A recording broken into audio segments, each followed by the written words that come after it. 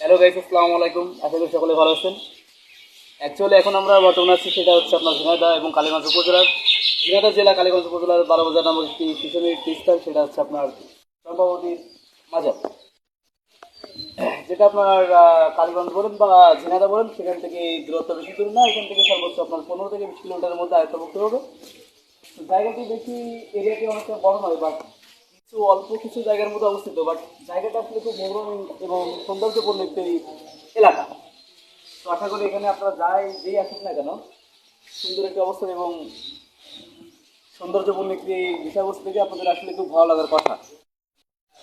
আর এখানে আপনারা প্রথম যে নামাজের স্থানটা ওই সাইডে, ঠিক ওই সাইডে হচ্ছে আপনার নামাজের স্থান। আর এই সাইডটা হচ্ছে আপনার হজরত শাহকালুর যে মাজারটা দেখতে পাচ্ছেন আপনার ভিতরে, ক্যামেরাটা এদিকে নিয়ে আসলে আপনারা দেখতে পারবেন হজরত শাহকালু মাজার এটা। তার সাইডে আপনারা দেখতে পাবেন যে হজরত শাহ গাজীর মাজার। আর একদম ব্যাক সাইডে যে মাজারের নামকরণ যার নামে, সে হচ্ছে চম্পাবতীর যে মাজার নামকরণ, সেই চম্পাবতীর মাজারটা একদম ব্যাক সাইডে। আপনারা একটু ওই সাইডে গেলে দেখতে পারবেন, সেটা হচ্ছে মাজারের নামকরণ যার কারণে, সেই মহান ব্যক্তির নামেই ওটি নামকরণ যার, সেই চম্পাবতীর মাজার সাইডে দেখতে পারবেন। তো বিষয়বস্তু এতটুকুই ছিল।